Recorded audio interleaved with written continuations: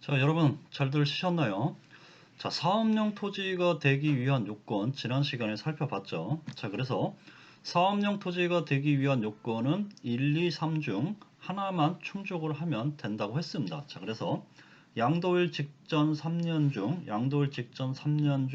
2년 이상을 사업용으로 사용하거나, 자, 두 번째는 양도일 직전 5년 중 3년 이상 사업용으로 사용하거나, 또는 취득일부터 양도일부터 취득일부터 양도일까지의 보유 기간 중 60% 이상을 사업용으로 사용을 했으면, 자, 이 세 가지 중 하나만 충족이 되면 사업용 토지에 해당이 돼서 양도소득세가 일반 세율로 과세가 되지만, 이 세 가지 중 하나라도 충족이 되지 않는다. 자, 그랬을 때는 바로 비사업용 토지로 봐서 양도소득세가 중과가 된다고 했습니다. 자, 그래서 사례를 보면 이 비사업용 토지가 이제 되기 위한 요건 살펴보도록 하죠. 자, 그래서 과세 표준이 1억인 농지가 있습니다. 자, 농지라는 것은 우리가 전답, 과수원 세 가지를 농지라고 얘기를 하죠. 자, 이러한 농지를 매각한 경우에 비사업용 토지인 경우와 사업용 토지인 경우, 자, 양도소득세가 얼마이냐? 자, 그러면 자, 사업용 토지를 가정했을 때, 자, 과세 표준이 1억 원이고, 자, 그러면 세율은 35% 구간입니다. 자, 그래서 35% 구간 적용하고 누진공제 1,490만 원을 빼주면 되는데, 자, 그래서 1억 곱하기 35%를 곱하고 누진공제 1,490만 원을 빼주면, 자, 2억 1,000만 원이 양도소득세 산출세액이 산정이 되는 겁니다. 자, 그런데 이게 이제 농지 매각이 만약에 사업용 토지가 아니고 비사업용 토지다. 즉 농지에 직접 농사를 짓지 않았다. 자, 그랬을 때는 비사업용 토지에 해당이 돼서 이 두 가지 케이스로 나눕니다. 자, 그래서 올해까지죠. 자, 올해 2021년 12월 31일, 즉 다음 달까지는 10%, 35%에 10% 중과가 돼서 45%의 세율이 적용이 되는 거고, 자, 2021년 1월 1일 이후, 즉 내년부터죠. 자, 여기까지가 아니라 2022년 1월 1일 이후부터입니다. 자, 2021년 1월 1일 이후부터는 중과세율이 20%가 중과가 됩니다. 자, 그래서 중과세율 20%가 적용이 돼서 55% 세율로 과세가 되는 거죠. 자, 그래서 이제 다음 달까지는 올해 2021년 12월 31일까지는 중과세율 10%가 추가로 적용이 돼서 과세표준 1억 곱하기 45%를 곱하고 여기에 1,490만원 누진공제 빼주면 3,010만원이 결국 비사업용 토지로 인한 양도세가 중과가 되는 겁니다. 자, 그리고 요 2022년 1월 1일 이후부터, 자, 2022년 1월 1일, 자, 내년부터죠. 내년이라고 봤자 이제 한 달밖에 안 남았지만, 자, 내년부터는 바로 이 1억 원에 대해서 55% 세율을 곱하고 누진공제 1,490만 원을 빼주면 결국 4,010만 원이 바로 양도소득세가 되는 겁니다.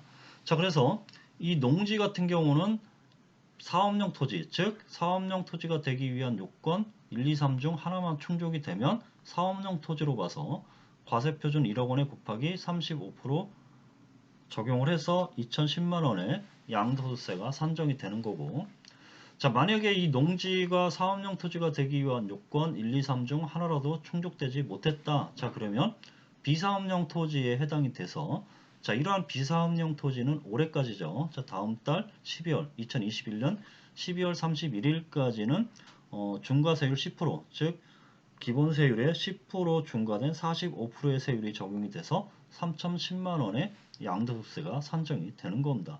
자, 그리고 이제 한 단계 더 나아가서 바로 2022년 1월 1일부터, 자, 2022년 1월 1일부터는 바로 기본세율의 20%가 중과가 됩니다. 자, 그래서 55%의 세율이 적용이 돼서 4,010만 원의 양도세가 산정이 되는 거죠.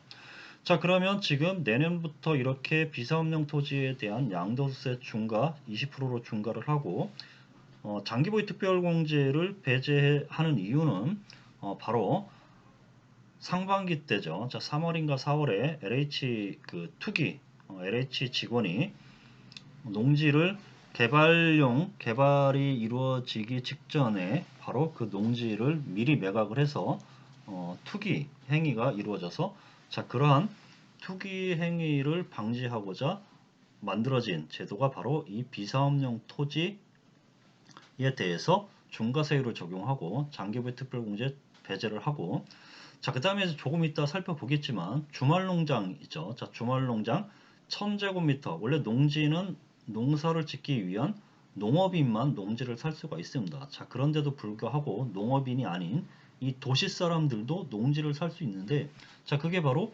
주말농장인 겁니다. 자 그래서 주말농장이라는 것은 무엇이냐 바로 1000제곱미터 이하 즉 333평 이하의 농지는 주말농장용 농지로 봐서 그러한 주말농장용 농지에 대해서는 농지라고 하더라도 농사를 짓지 않았다고 하더라도 비사업용 토지로 보지 않았었는데 5월에 소득세법을 개정을 해서 이제 주말농장 즉 1000제곱미터 이하의 주말농장을 소유하고 있다고 하더라도 그 사업용 토지 요건 되기 위한 1, 2, 3 이 요건에 하나라도 충족되지 못한다 그러면 비사업용 토지로 봐서 양도세가 중과가 되는 거죠.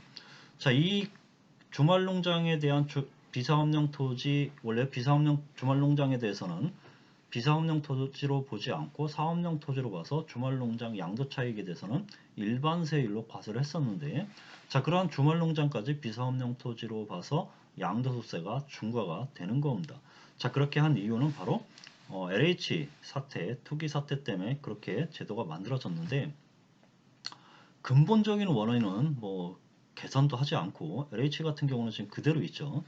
자, LH가 부동산 투기를 해서 LH가 문제를 일으켰는데 LH가 문제 일으킨 걸 가지고 LH에 대한 근본적인 제도 개혁을 하지 않고 엉뚱하게 주말농장 자, 주말농장 제도를 도입한 이유는 여러분들 시골에 가면 사람들이 점점 줄어들죠. 황폐해지기 때문에 그 시골을 조금 활성화하기 위해서 주말농장을 도시 사람들이 사서 주말에 좀 농막 같은 것들을 갖다 놔서 주말에 좀 활용을 하면 그래도 시골에 사람이 살기 때문에 조금 활성화될 수가 있죠. 그리고 아무래도 주말농장으로 주말에 도시 사람들이 가기 위해서는 그 주변 마트라든지 여러 군데를 들려서 뭐 뭘 사갈 수도 있고 또는 뭐 식당에 들어가서 뭘 맛있는 걸 먹을 수도 있고 자 그러면 시골 주변 경제를 살려줄 수도 있는 자 그러한 취지로 주말농장을 들여와서 적극적으로 권장을 했습니다. 자 그래서 도시 사람들이 그 주말농장을 사서 나중에 팔더라도 비사업용 토지를 적용해주지 않는 걸로 적용을 해왔었는데 갑자기 LH 사태가 터지고 나서 그거를 다 배제하겠다는 겁니다. 자 그래서 결국은 다른 데 가서 뺨은 한강에서 맞고 화풀이는 다른 데 가서 하는 시기인 거죠. 자, 이런 시기 지금 LH 투기 문제가 발생이 됐는데 LH 투기 문제는 근본적인 문제는 내버려 두고 이상한 엉뚱한 이런 세법을 개정을 해서 선의의 피해자들만 지금 양산하고 있는 겁니다. 자, 그래서 이제 지목별 토지에 대한 비사업용 토지 판단 기준을 대략적으로 살펴보도록 하죠. 자, 그래서 지목별 사업용 토지의 판단 기준은 이 토지의 지목과 사용 용도가 일치를 해야 되는데 자, 6가지 정도로 구분이 됩니다. 자, 그래서 지목별로 농지, 임야, 목장용지, 농지, 임야, 목장용지 이외의 토지, 그 다음에 주택 별장 해서 6가지 용도로 세법에서는 구분을 해놨는데 자, 이 농지라는 것은 지목 전답입니다. 즉, 논밭, 지목이 전답 과수원, 즉 논밭 과수원을 농지라고 얘기를 하고 자, 이 농지는 영농에 이용을 해야 되고 이 영농에 이용해야 되는 것을 우리가 바로 제촌작용이라고 얘기를 하고 이 제촌작용이 일정 기간 넘어서야 되기 때문에 이 제촌작용 기간을 기간요건이라고 하는 겁니다. 자, 그래서 요 요건이 충족이 돼야지만 사업용 토지에 해당이 되는데 그래서 결국 이 농지 같은 경우는 영농에 이용해야 되고 요 기간 요건만 충족이 되면 되죠.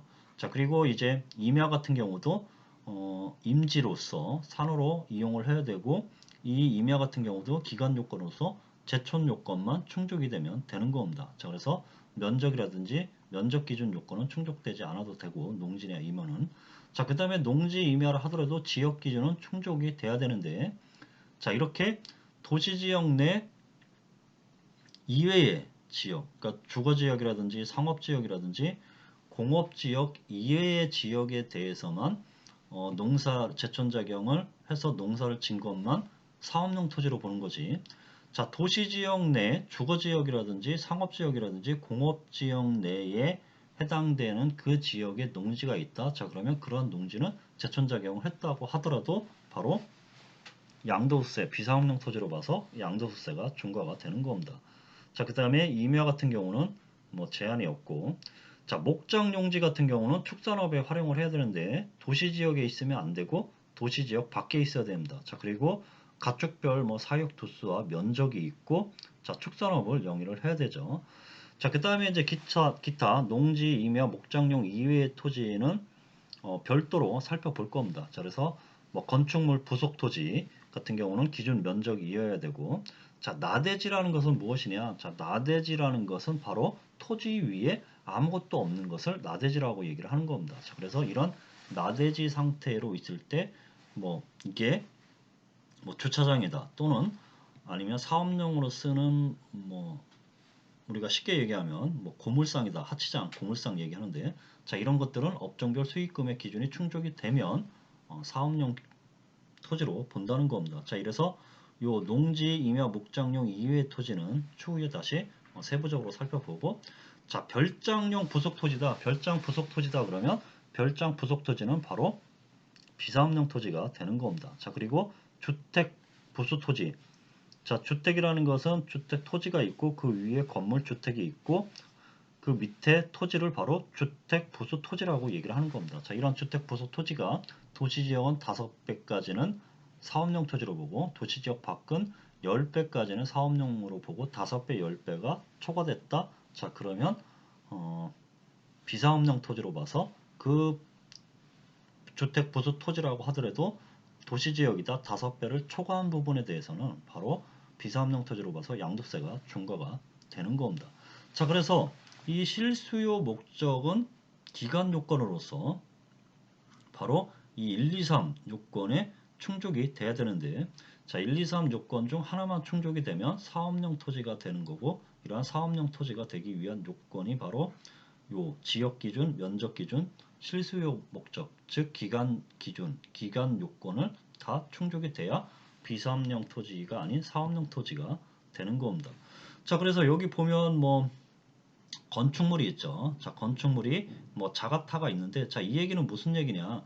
자, 건축물과 부속 토지의 소유자가 다른 경우입니다. 자, 그래서 건축물은 A가 가지고 있고 건축물 부속 토지는 B가 가지고 있다고 하더라도 그 토지는 건축물만 있으면 그 부속 토지로 봐서 사업용 토지로 본다는 거죠.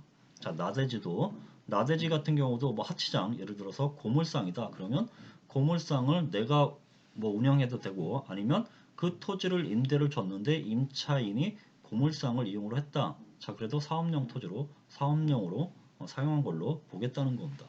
자, 그 다음에 주택도 마찬가지. 주택 건물부는 자기 소유고 그 주택 부수 토지는 타인 소유다. 자, 그랬을 때 또 요 주택 부수 토지로서 일정 면적 이내면 바로 사업용 토지로 봐주겠다는 겁니다.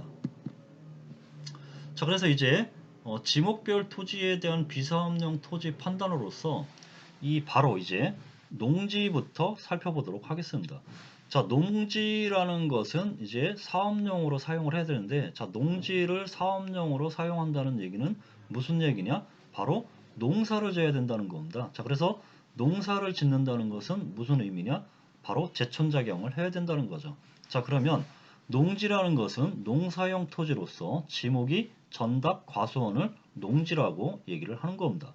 자, 그래서 이 농지는 이 농지 소유자가 농지 소재지에서 거주를 해야 되는데, 자, 이것을 제촌이라고 얘기를 하죠. 자, 그리고 거주하지 않거나 거주하면서 경작, 농사를 져야 되는데 농사를 짓지 않는 경우, 자, 이런 경우는 사업용으로 사용하지 않은 것으로 본다는 겁니다. 자, 그래서 소유자가 제촌 작용하지 않은 경우, 자, 소유자가 농지 소재지에서 제촌 작용하지 않은 농지는 사업용으로 사용한 것으로 보지 않기 때문에 비사업용 토지에 해당이 된다는 겁니다. 자, 그러면 제촌이라는 것은 무엇이냐? 자, 제촌이라는 것은 농지가 소재한 그 지역, 그 다음에 농지와 동일한 시군구, 그 다음에 농지와 동일한 시군구와 연접한, 즉 바로 붙어 있는 시군구, 자, 또는 농지 소재지로부터 직선거리 30km 이내에 있는 지역에 사실상 거주를 하고 있는 것을 바로 제촌이라고 얘기를 하는 겁니다. 자, 그 다음에 이제 작용이라는 것은 무엇이냐? 바로 이 소유 농지에서 농작물을 직접 경작을 하고 또는 다년생 식물의 재배에 상시 종자를 하고 이러한 소유 농지에서 바로 2분의 1 이상 자기 노동력에 의해서 경작 재배하는 것을 작용이라고 얘기를 하는 겁니다. 자, 그래서 제촌 농지 소재지에 살아야 되고 작용 농사를 져야 되는 이 제촌 작용 요건이 충족이 되면 사업용 토지, 충족되지 않으면 바로 비사업용 토지로 분류가 되는 거죠. 자, 그래서 이 농지라는 것은 이 작용한 기간, 자, 제촌 작용 요건을 충족을 해야 되는데, 자, 제촌 작용 요건을 충족을 해야 되고, 자, 그러면 제촌 기간과 작용 기간이 충족이 돼야 되는데, 이 작용 기간 중 이 사업소득 금액, 농업이나 임업에서 발생한 소득이라든지, 부동산 임대업에서 발생하는 소득이라든지, 농가 부업 소득을 제외한 다른 사업 활동을 통해서 벌어들인 사업소득 금액이 3,700만 원 이상이라든지, 또는 이 농사를 짓는데 회사를 다닌다. 그래서 회사를 다님으로써 급여를 받고 이 급여의 총 합계액이 3,700만 원 이상에 해당이 된다. 자, 그러면 그러한 기간에 대해서는 작용기간에서 제외를 하는 겁니다. 자, 그래서 예를 들어서 자, 2010년 1월 1일에 농지를 취득을 해서 2017년 12월 31일에 양도를 했죠. 자, 그러면 보유 7년을 보유를 했습니다.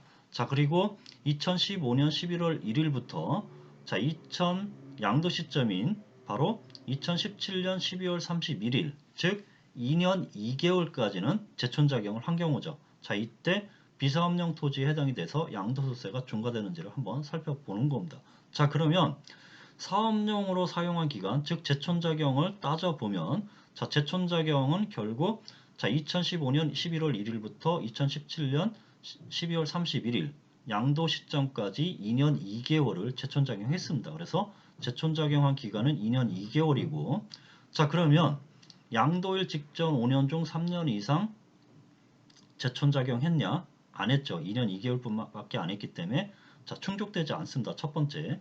자, 그 다음에 두 번째. 그러면 양도일 직전 3년 중 2년 이상 제촌작용했냐? 했죠. 자, 2년 2개월을 제촌작용했기 때문에 자, 요 두 번째 요건, 양도일 직전 3년 중 2년 이상인 2년 2개월 제촌작용을 했기 때문에 자, 요 기간 요건에 충족이 되는 겁니다. 자, 그러면 이제 세 번째 요건인 보유기간 중 60% 이상을 제촌작용했냐? 자, 보유기간은 전체 2010년부터 2017년 7년을 보유했고, 자, 보유기간의 60%다 그러면 7년 곱하기 0.6 하면 4.2년이 되는데, 4.2년, 보유기간이, 제촌작용 기간이 4.2년보다 낮은, 자, 2년 2개월이기 때문에, 자, 요 경우에는 기간 요건 충족되지 않는 겁니다. 자, 그래서 2, 1, 2, 3 세 가지 요건 중 하나인 2에 해당하는 양도일 직전 3년 중 2년 요건에 해당되는 요 요건에 충족이 되기 때문에 결국 사업용 기간 요건에 해당되는, 즉 사업용 토지로 볼 수 있는 자, 세 가지 요건 중 이 두 번째 요건, 양도일 직전 3년 중 2년 이상 제촌작용한 이 두 번째 요건에 충족이 되기 때문에 결국 비사업용 토지에 해당되지 않고 사업용 토지로 봐서 양도소득세가 중과되지 않는다는 겁니다. 자, 그런데 이번에는 동일한 사례인데, 자, 만약에 2017년에 이 농사를 지면서 회사를 다녀서 총 급여로 총 4천만 원을 수령했다. 자, 그러면 이 2017년 4천만 원을 총급여로 수령한 이 2017년은 총급여가 3,700만 원 이상에 해당이 되기 때문에 결국 이 2017년 1년은 작용기간에서 제외를 하는 겁니다. 자, 그러면 작용기간, 제촌 작용한 기간이 2년 2개월인데, 작용기간이 2년 2개월인데, 자, 2017년은 총급여가 4천만 원 발생했고 총급여 4천만 원은 바로 3,700만 원 이상에 해당이 되기 때문에 결국 2017년 1년은 결국 작용기간에서 제외가 되기 때문에 결국 2년 2개월에서 1년을 차감을 하면 재촌작용한 기간은 몇 년이냐? 1년 2개월에 된다는 겁니다. 1년 2개월이라는 거죠. 자, 그러면 첫 번째 요건인 양도일 직전 5년 중 3년 이상 재촌작용했냐? 안 했죠. 1년 2개월 했기 때문에 충족되지 않습니다. 자, 그 다음에 두 번째 요건 양도일 직전 3년 중 2년 이상 재촌작용했냐? 안 했죠. 1년 2개월밖에 안 되니까 두 번째 요건도 충족되지 않는 거죠. 자, 그러면 마지막으로 세 번째 요건. 자, 보유기간 중 60% 이상을 재촌작용했냐? 자, 7년에 60%면 4.2년인데 4.2년보다 낮은 1.2년만 결국 재촌작용을 했기 때문에 세 번째 요건도 충족되지 않습니다. 자, 그렇다면 자, 첫 번째 요건이 양도일 직전 5년 중 3년 이상, 두 번째 요건인 양도일 직전 3년 중 2년 이상, 자, 세 번째 요건인 보유기간 중 60% 이상, 이 세 가지 요건 모두가 충족되지 않는 겁니다. 자, 그랬을 때 사업용 기간 요건에 해당하는 이 세 가지 요건 1, 2, 3 요건이 모두 충족되지 않아서 미충족됐을 때 자, 이것을 바로 비사업용 토지, 이랬을 때는 비사업용 토지로 봐서 양도소득세가 중과가 되는 겁니다. 자, 그래서 올해까지는 10% 중과가 되는 거고, 자, 내년 이후부터는 바로 20% 중과가 되는 겁니다. 자, 그러면 이 농지는 사업용으로 인정받기 위해서는 재촌작용을 하는 게 대원칙인데, 자, 다음에 농지 같은 경우는 재촌작용하지 않더라도 사업용 토지로 보는 겁니다. 자, 그래서 지금부터 이제 살펴보는 토지에 대해서는 바로 재촌작용하지 않더라도 사업용 토지로 봐서 양도세가 중과가 되지 않는다는 겁니다. 사업용 토지로 본다는 것은 재촌작용하지 않았다고 하더라도 비사업용 토지로 보지 않는다는 거죠. 자, 그러한 토지가 어떤 토지냐? 바로 학교 등이 목적 사업을 수행하기 위해서 필요한 뭐 연구지라든지 실습지 등으로 쓰기 위해서 농지를 취득해서 소용하는 경우죠. 뭐 농대가 실습을 하기 위해서 취득한 농지.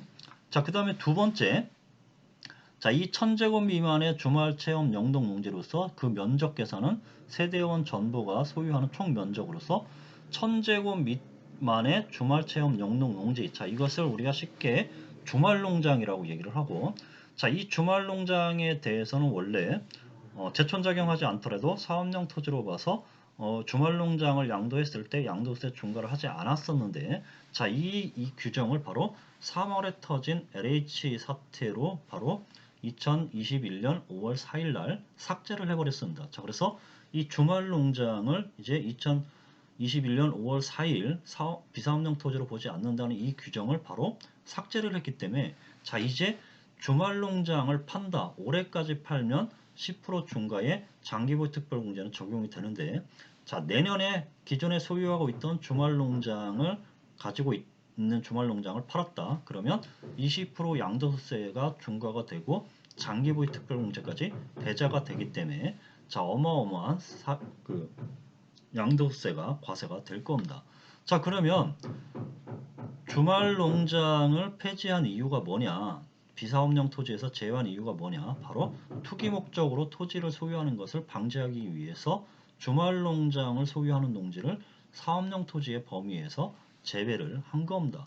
자, 그래서 뭐 LH 사태가 총 2,800만 원 조사를 해서 4명을 구속을 하고 908억 원을 재산 몰수를 했다고 하고, 자, 그래서 LH 한국토지주택공사죠. 임직원의 부동산 투기 의혹 이후 대대적인 수사를 해서 3개월 만에 이런 성과가 냈다는 건데, 자, 그러면 LH가 이런 부동산 투기를 했으면 LH를 근본적으로 개혁을 해야지 왜 엉뚱하게 세법에 와서 세법 규정을 바꿔서 기존에 20년 전부터 사서 주말농장으로 계속 활용하던 사람들이 선의의 피해를 보게 만드는 거죠. 자, 이것은 근본적인 것은 내버려 두고 다른 엉뚱한 것을 한다는 거죠. 자, 쉽게 예를 들면 이게 어떤 꼴이냐? 여러분들 어렸을 때 시골에 살면 지금같이 병원이 없어서 자, 넘어져서 무릎이 깨졌다. 자, 그러면 빨간 약이 있습니다. 자, 빨간 약을 막 발라요. 자, 빨간 약을 막 바르면 딱지가 져가지고 낫는데, 이게 이제 배가 아픈데도 빨간 약을 바르는 경우가 있어요. 자, 그러면 배가 아픈데 빨간 약을 계속 발라봐야 아무런 효과가 없죠.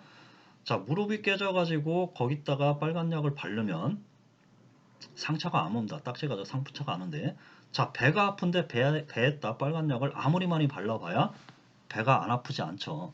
자, 이런 경우와 마찬가지로 배가 아픈데, 즉 LH가 사고가 터졌는데 배 위에다가 막 빨간 약을 바르는 형식입니다. 자, 그 형식이 바로 우리 소득세법을 변경을 해서 주말 농장도 이제 비사업용 토지에서 제외를 해서 양도세를 중과를 하고, 기존에 적용받던 양도세 중과세율을 10%에서 20%로 늘리고, 그 다음에 장기보유 특별공제 배제를 해주는, 자, 이게 지금 대책이라고 나와서 대책이라고 지금 규정을 해놓은 겁니다. 자, 이런 대책들이 얼마나 이런 공기업들의 부동산 투기에 방지를 할 수 있는지, 뭐 얼마나 그 효과가 있을지는 모르겠습니다. 자, 그 다음에 뭐 중종이 2005년 12월 30일이 이전에 취득해서 소유한 농지라든지 뭐 한국농어촌공사에 8년 이상 수탁, 즉 내가 가지고 있는 농지를 한국농어촌공사에 위탁을 합니다. 그래서 한국농어촌공사가 8년 이상 위탁을 하게 되면 다른 개인에게 수탁해서 농지를 임대하거나 사용을 해서 그 대가로 나한테 임대를 줬을 때 이 8년 이상 한국농어촌공사로 위탁한 농지, 이것은 제천작용한 거로 봐서 비사업용 토지에 해당되지 않는 것으로 보는 거죠. 자, 그리고 상속에 의해 취득한 농지로서 그 상속 개시일로부터 3년이 경과하지 않은 농지를 팔았다. 자, 그러면 사업용 토지로 봐서 제천작용하지 않았더라도 사업용 토지로 봐서 일반 세율이 적용이 되고, 상속에 의해 취득한 농지라고 하더라도 상속 개시일로부터 3년이 경과해서 농지를 팔았다. 그러면 제천작용하지 않았다 그러면 비사업용 토지로 봐서 양도세가 중과가 되는 겁니다.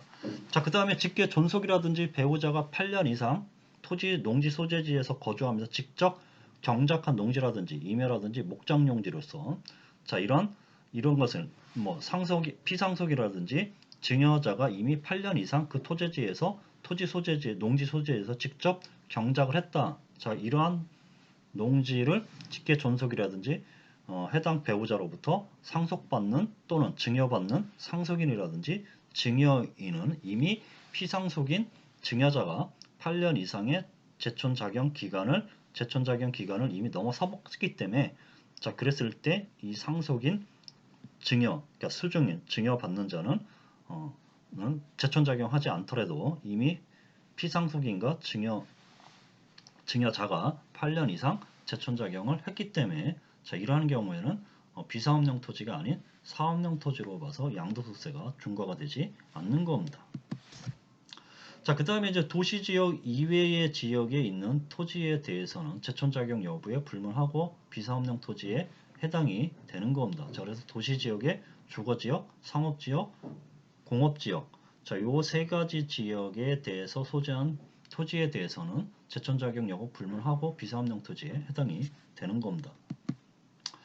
자, 그 다음에 이제 지목별 토지에 대한 비사업용 토지 판단으로서 이제 농지에 대해서 살펴봤고, 이제 임야에 대해서 살펴보도록 하죠. 자, 그러면 이제 임야부터는 잠시 쉬었다 하도록 하겠습니다.